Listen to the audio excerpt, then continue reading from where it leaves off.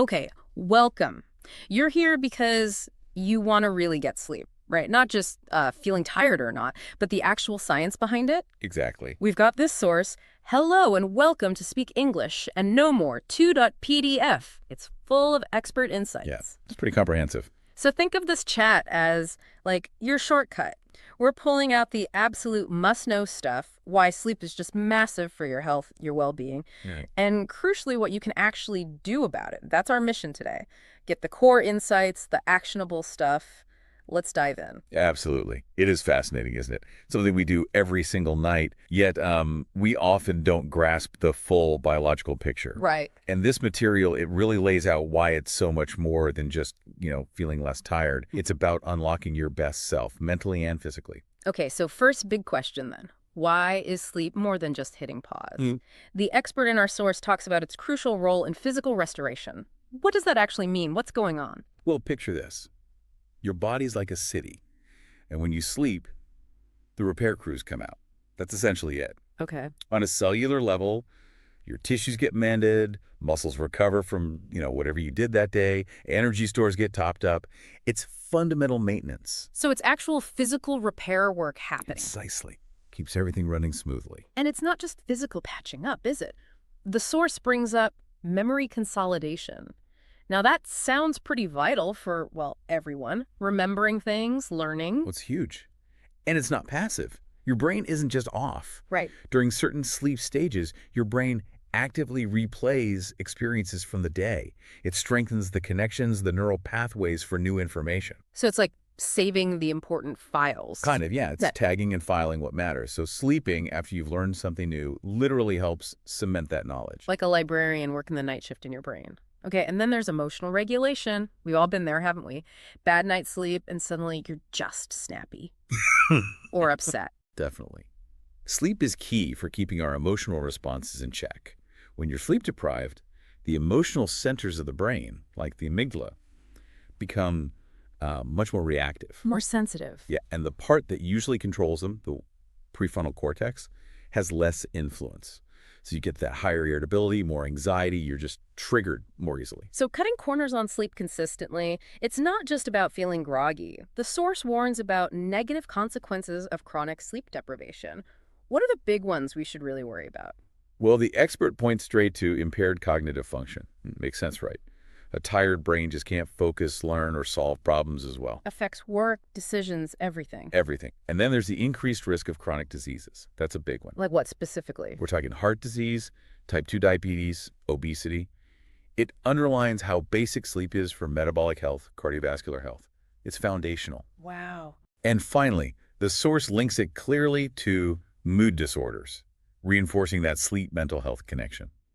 It can contribute to or worsen things like depression and anxiety. Okay, so clearly sleep is vital, a cornerstone. But what if that cornerstone cracks? The source mentions common sleep disorders. What are the usual suspects?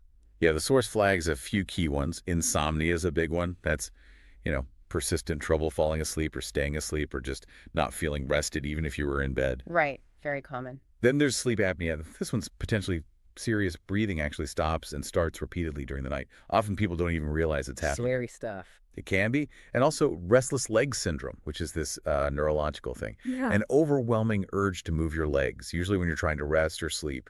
Really disruptive. These sound like they'd seriously mess up your life. According to the expert, do people just have to live with these? Or can something be done? No, definitely not.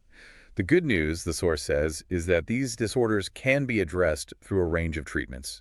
There's hope. Like what kind of treatments? Well, things like behavioral therapies. CBTI, cognitive behavioral therapy for insomnia, is a major one. It helps change negative thoughts and habits around sleep. Okay, retraining the brain, almost. Exactly. And simple lifestyle changes can make a huge difference too, just improving daily habits.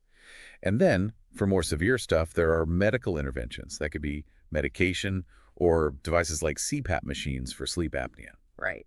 That brings us nicely to sleep hygiene. Sounds a bit like brushing your teeth, but for sleep. What does good sleep hygiene actually involve? That's a good way to put it. The source defines it as a set of practices that help promote better sleep quality, duration, and consistency. Basically, setting yourself up for success. Creating the right conditions. Yes. establishing habits that signal it's time to wind down to your body and mind. So what are some concrete examples? What does the expert highlight as good practice? Consistency is king. Maintaining a consistent sleep schedule, same bedtime, same wake-up time, even on weekends if you can manage it, that keeps your internal body clock, your circadian rhythm, happy. The dreaded weekend lie-in disruption. It can throw things off. Also crucial is creating a sleep-conducive environment. Think dark, quiet, cool. Your bedroom should really be optimized for sleep Makes sense. What else? and avoiding stimulating activities before bedtime. So no intense workouts right before bed. Try not to get into stressful work emails. Let your system power down gradually. Got it. Powering down. So beyond those general rules, does the source offer more specific strategies for improving sleep quality? Things we can try tonight. Yes, several actionable things. Establishing a relaxing bedtime routine is powerful. Like what? Be anything that works for you. A warm bath, reading a physical book, not a screen, maybe some light stretching or mindfulness, a signal that sleep is coming. Okay. We mentioned avoiding screens before bedtime. The blue light really messes with melatonin, the sleep hormone. Right, the blue light issue. And just reinforcing the environment, creating a dark, quiet sleep environment. Blackout curtains, earplugs if needed, minimize any potential disturbances. And the source also mentions lifestyle stuff. It does. It notes that regular exercise and a balanced diet can also promote better sleep. It all ties together. Overall health and sleep health are linked. Okay, let's talk tech. Technology and sleep. The source says it's a double-edged sword, right? Can help, can hurt. What's the expert's view? Yeah, it's nuanced. On one hand, screens and notifications can disrupt sleep. We know about the blue light, but also just the mental stimulation, endless scrolling, stressful news. It keeps the brain wired. Guilty as charged. We all are, probably. Yeah. But on the other hand, technology can also be used to track sleep patterns. Wearables, apps, they can give you useful data on how long you slept, the stages, maybe what's disturbing you. The data can be helpful. It can. And there are apps for relaxation techniques, guided meditations, white noise, ambient sounds. Plus, tech can help create a sleep-conducive environment. Think smart thermostats, smart lighting that dims automatically. So it's about how you use it. Exactly. Mindful use. Leverage the good, minimize the bad. Okay, we've talked about problems and solutions. Now, the source gets into the science of sleep cycles. What are these cycles? Why do they matter? Right. So sleep isn't just one long state. We cycle through different stages throughout the night. The source mentions the main ones: light sleep, deep sleep, and REM sleep. That's rapid eye movement sleep. And we go through these multiple times. Yep. Typically a full cycle lasts about 90 minutes or so, and you'll repeat that cycle several times a night, ideally. So why should our listener care about, light versus deep versus REM? What do these different stages actually do for us? This is where it gets really interesting. Each stage, as the expert points out, plays a critical role in physical restoration, memory consolidation, and emotional regulation. They have different jobs. Okay, break it down. So deep sleep is mainly for the physical stuff, tissue repair, growth, hormone release, really restoring the body.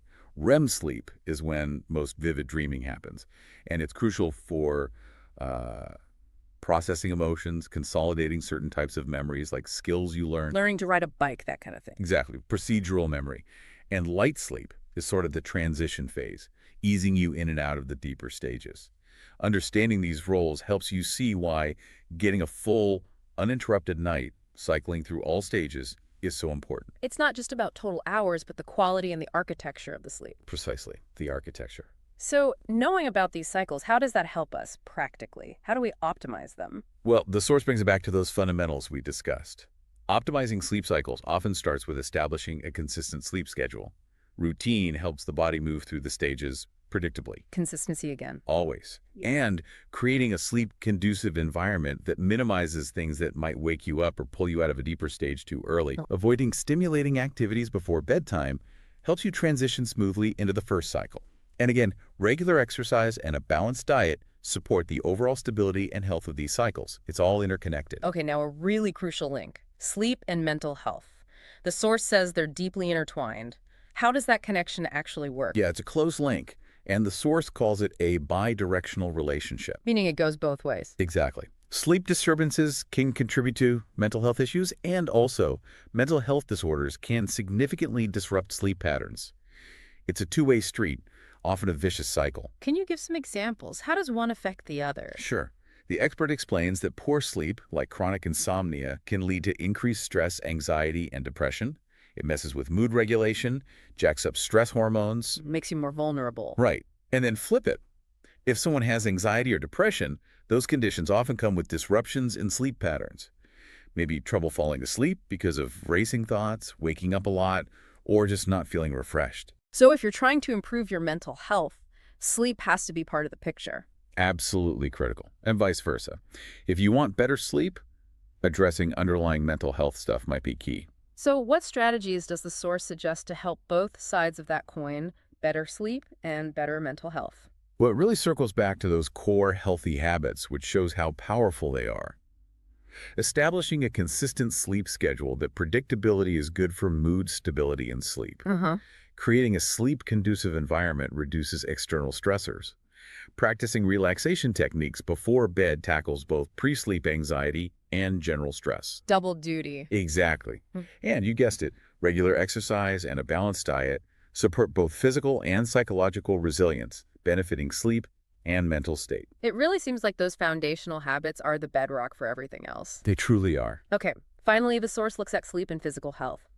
We touched on the risks of deprivation, but let's focus on the positive. Why is good sleep so vital for our bodies? Yeah, the expert is clear. Sleep plays a critical role in physical health. They give some key examples. It's essential for the repair and regeneration of tissues. Think recovery, maintenance. Keeping the body in good working order. Absolutely. Also vital for the strengthening of the immune system. Sleep is when your immune system really gears up, making you better able to fight off infections. So skimping on sleep makes you more likely to get sick. It definitely can compromise your immune response. Mm-hmm. And sleep is crucial for the regulation of hormones. Hormones control so much: metabolism, growth, appetite, stress. Sleep keeps that complex system balanced. The source excerpt kind of ends there, but the message feels really strong. Sleep isn't optional, is it? It's active, essential work for the body. Couldn't have said it better. It's not downtime. It's critical uptime for maintenance and regulation. Ignoring it clearly has significant downstream effects on physical health, even if this specific text doesn't list every single one. Yeah, it sets the stage perfectly. It implies that neglecting sleep consistently likely contributes to a whole host of physical problems over time. Precisely. It's a foundational pillar. You compromise it, and other things start to wobble. It's definitely an area worth exploring further for anyone listening. Absolutely. Okay, so wrapping up this deep dive, it's really clear, isn't it? The science, as laid out here, shows sleep is just this incredibly complex, vital process. Totally. We've hit on its role in physical repair, mental sharpness, emotional balance. We looked at common disorders like insomnia and apnea, and thankfully, ways to treat them. The solutions are important. We talked sleep hygiene, those basic good habits, specific tips like routines in dark rooms, the tricky role of tech. The good and the bad of it. We demystified sleep cycles, light, deep, REM, and why they matter. And we really hammered home the links between sleep and mental health and sleep and physical health. It covers a lot of ground and hopefully highlights just how central sleep is. It's not a luxury item. Not at all. Understanding it, prioritizing it, that's a direct investment in your long-term health, your ability to think clearly, feel balanced, and just function optimally. So here's the final thought for everyone listening. Based on everything we've unpacked from the source, what's just one small, manageable thing you could change about your sleep habits? Starting tonight. Yeah, just one thing. Maybe it's putting the phone away 30 minutes earlier. Maybe it's trying 5 minutes of deep breathing before bed. Maybe just aiming for a slightly more consistent bedtime. Understanding this stuff gives you the power. It lets you take that step to potentially improve not just your sleep, but your whole day.